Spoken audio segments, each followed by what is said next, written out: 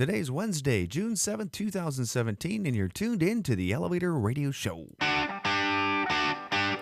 You're tuned in to the Elevator Radio Show, a weekly program dedicated to covering news and information on elevators, escalators, and moving walkways. Produced in the wee hours of the morning, a new show is uploaded every Wednesday, sometimes even before you get out of bed. Listen to some of the comments sent in from our audience. Rob from New York writes, Tom, are you f***ing insane? You actually get up at Wednesday to put this show out? Man, you must love elevators. Tim from Illinois writes, I'm not sure why I listened, but ever since I tuned into the first show back in 2007, I've been addicted. Matt in Texas writes, I like your safety messages, Tom. It's important to remember them each and every day. And he also adds, when am I going to win the monthly prize pack giveaway? Ron from California sent this in.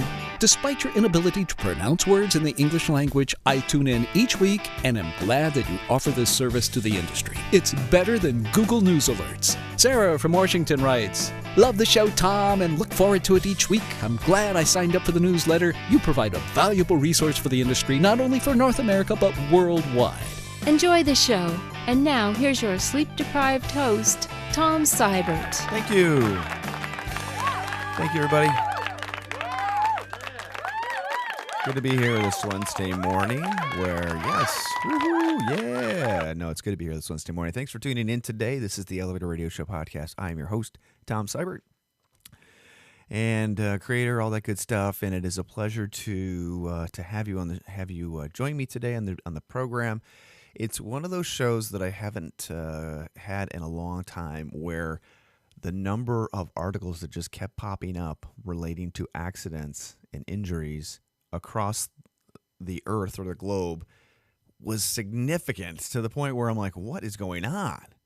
And as I wrote in my blog post or show notes, it makes you realize in some ways just how scary it's just not an issue in one specific country. It's an issue throughout the international community when it comes to countries that may not have adopted codes or safety codes to keep everybody safe, or anything in place for that matter. So just one of those deals where you think it's just maybe isolated in one area, one country due to a significant population increase, and that just is not the case. So, and as much as I believe that the United States and North American code and safety standards with OSHA in the United States are by far superior, there is always room for improvement. So we can never rest on our laurels on that. So yeah, kind of a crazy show. I wasn't actually supposed to be doing the show today. I had a trip planned with my my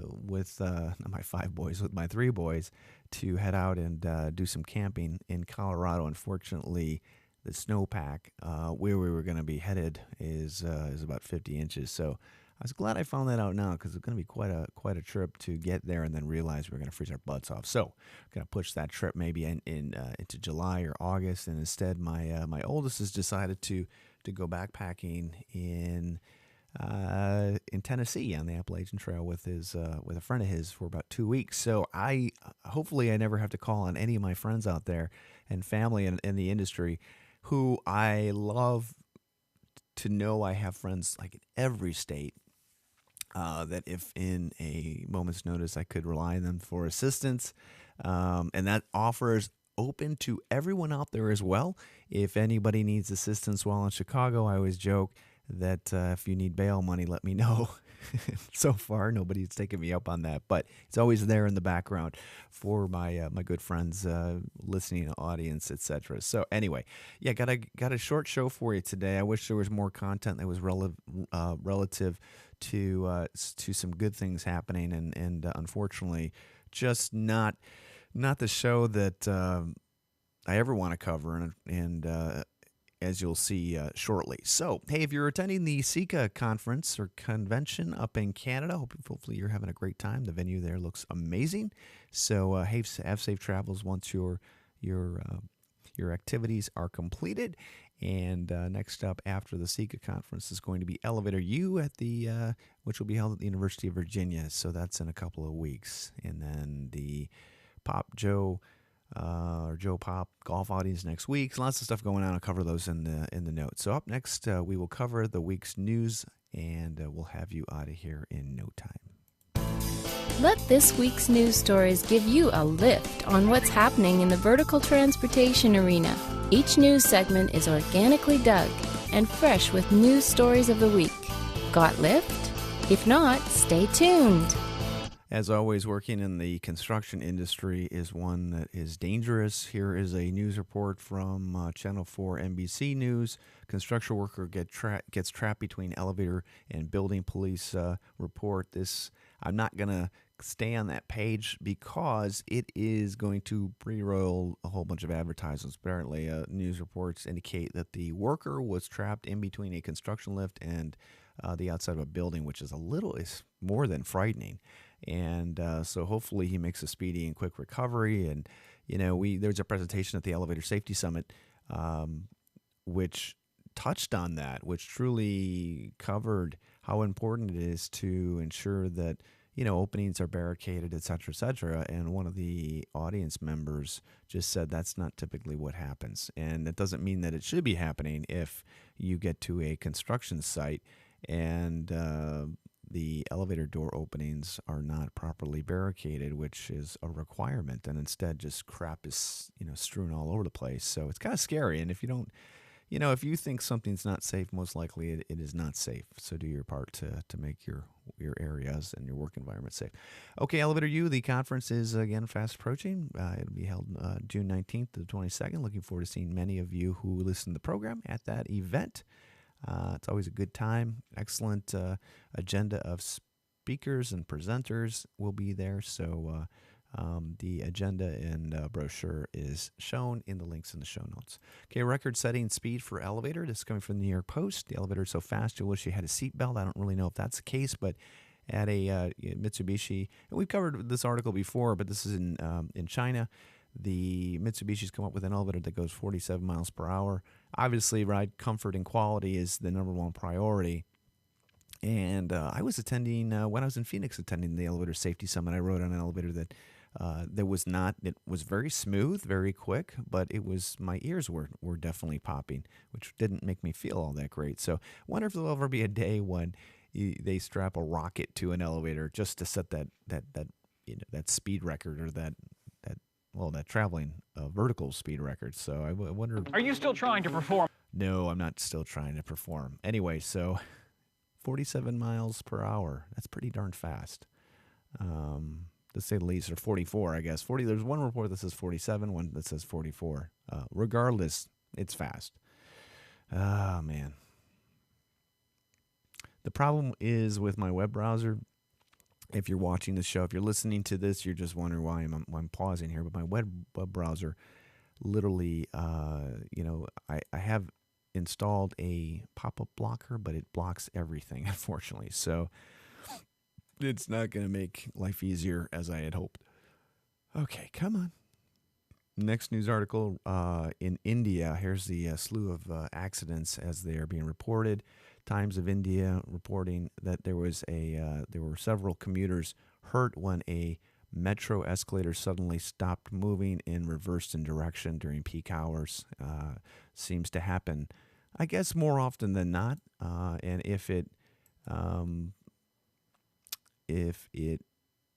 maybe it's one of those things that happened more often, but just not reported on. I'm not quite sure.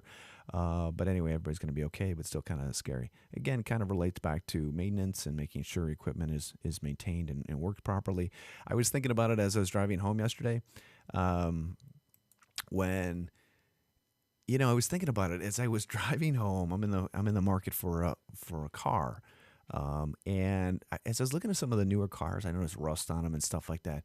And in the back of my mind, I'm thinking, man, I can't believe that our manufacturing hasn't come up with a way we've come a long way in terms of metal protection and painting and coatings and whatnot compared to like the 70s, where it just seemed like everything rusted out.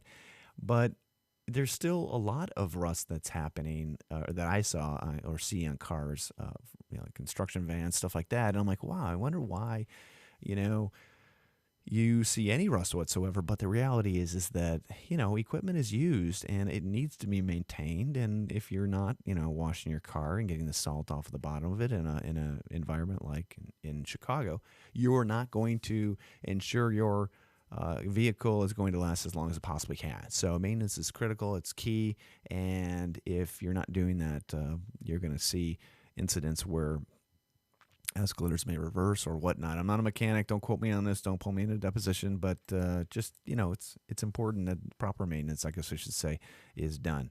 Okay, the Sun is reporting, and I am not 100% sure that this is not a reposted. No, it's not. Jeez, from 6/1, scary. So this happened in China. Apparently a youngster, and this title is somewhat sensationalized, obviously, but apparently a child had his arm, as they state, ripped off in front of his mother after getting stuck in an escalator at a shopping center. I don't know.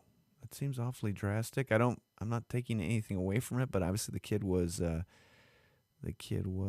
playing on the escalator. Escalators are not toys, they're not amusement rides, and until the general riding public understands this, it's going to be a little time before accidents like this are prevented.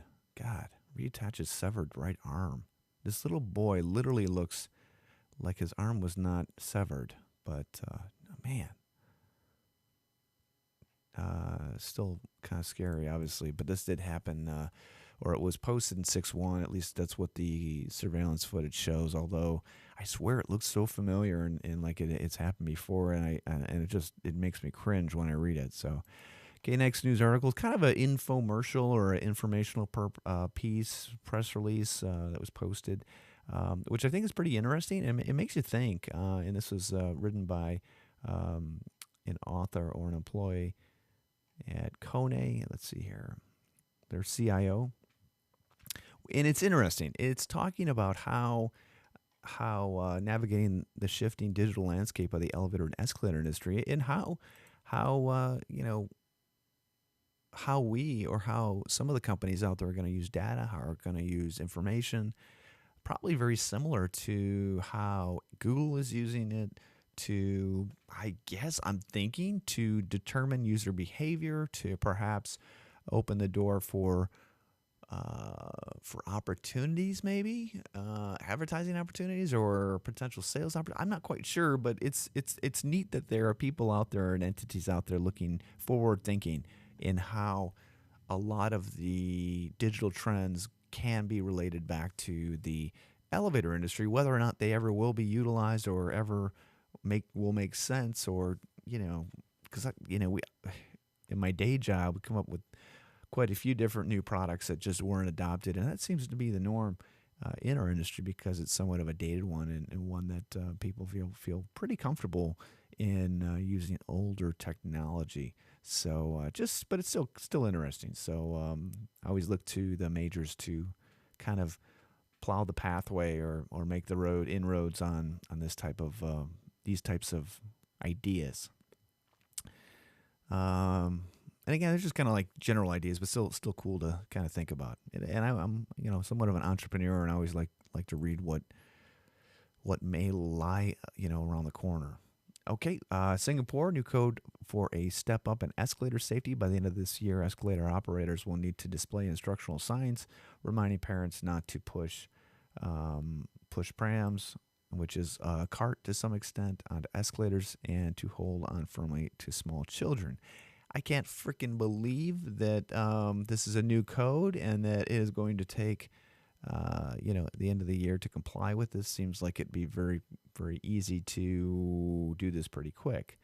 So even more concerning is the mandatory requirements, which require missing step monitoring devices. How often do steps go missing? And probably more often than not.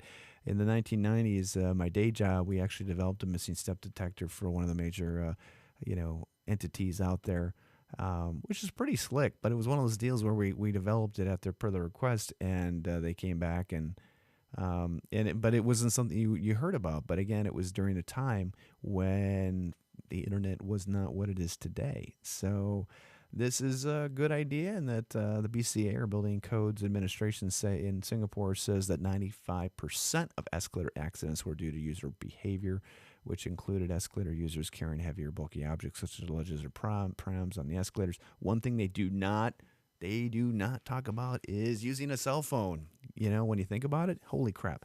Using a cell phone is probably one of the should be the number one distraction in the world. Whether you are sitting on the toilet, driving your car, working, whatever, it is a freaking distraction. So, and we have not done a good job at realizing the dangers that are related to that. We really haven't. I mean, we have, but people don't care. People don't care. So bring on the self-driving cars, and maybe someday we will not see accidents, because cars will prevent them maybe, instead of what we're seeing, today, if that makes sense.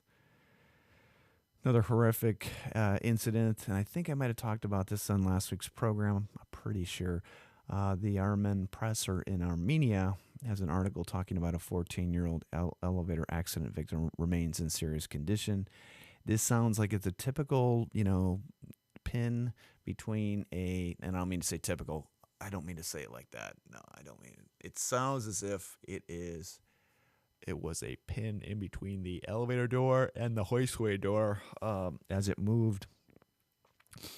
Still scary, and obviously, if nothing more comes out of this than just realizing that safety is the utmost priority, then so be it. But still kind of scary. This 14-year-old condition is still in what's considered what do you call it? Critical. Thank you, man. Another horrific accident in Taiwan that's actually on videotape.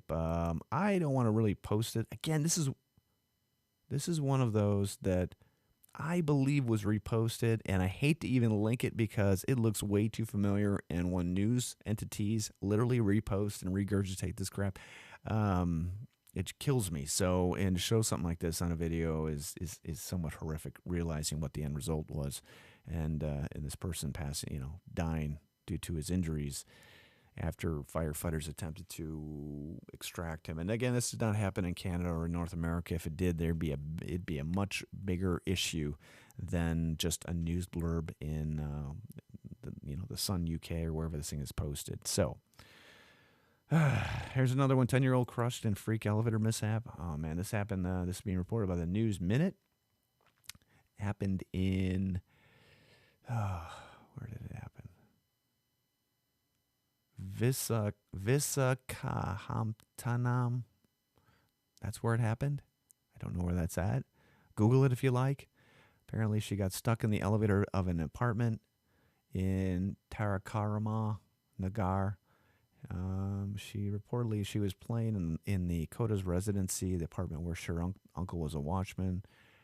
This is in India. She became stuck in the gap between the door and the lift of the grill. Okay, this is the article I was talking about. And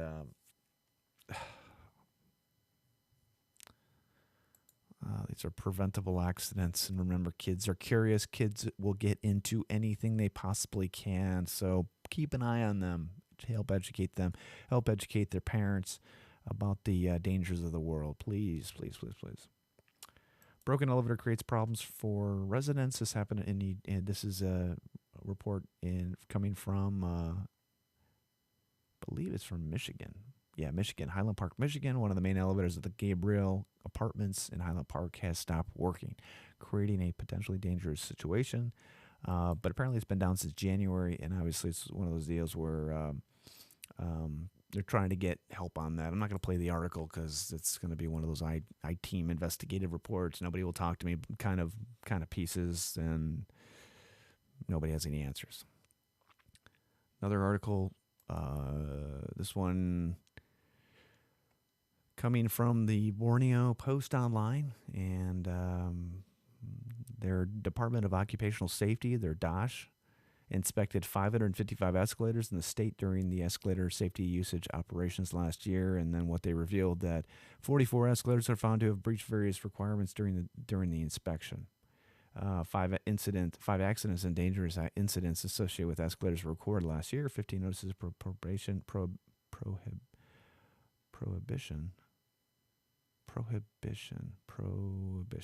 Doesn't look right.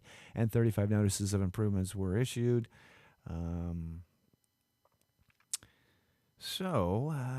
Well, it looks like they're trying to do their best and, trying to make equipment safer through inspections, and hopefully the deficiencies that were found are corrected. Pop Joe outing is next week. It's going to be next, is that next Monday? Monday, yeah, June 12th. And the honorary of this year is Robert Schaefer. So congratulations, huge honor to be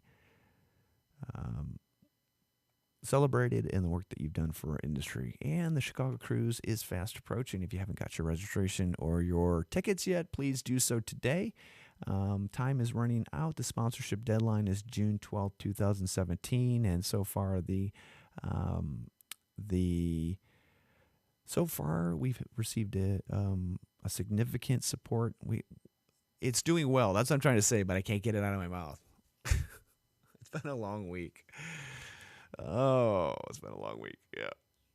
I just want to take a nap. So anyway, get your tickets ordered for that. Go to eesf.org, and all those links are up also in the show notes. Okay, well, that's going to do it for today's show, everybody. I want to thank you personally for taking the time to join me today. If you have found anything interesting whatsoever on the program, please share it with your colleagues, your co-workers, your friends, your enemies, especially if they're safety related, so that we all can make sure we go home each and every day. So that's going to do it. Next week, a new show. And then we go to Elevator U. So I hope everybody has a wonderful rest of the week. Enjoy the nice weather in your neck of the woods. And we will be back.